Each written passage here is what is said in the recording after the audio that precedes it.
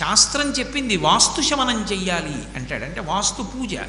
వాస్తు పూజ ఏ ఇంట చేసి గృహప్రవేశం చేస్తారో ఆ ఇంటి యజమాని దీర్ఘాయుర్దాయంతో ఉంటాడు.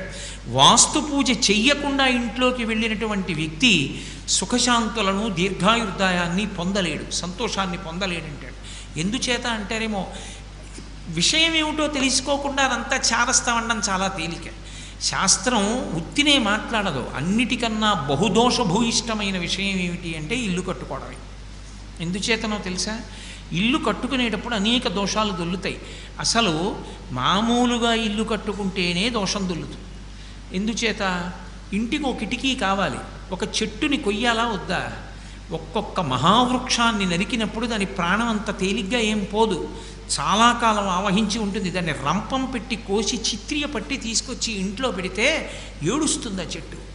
ఇంటికి తలుపులు చేసావు,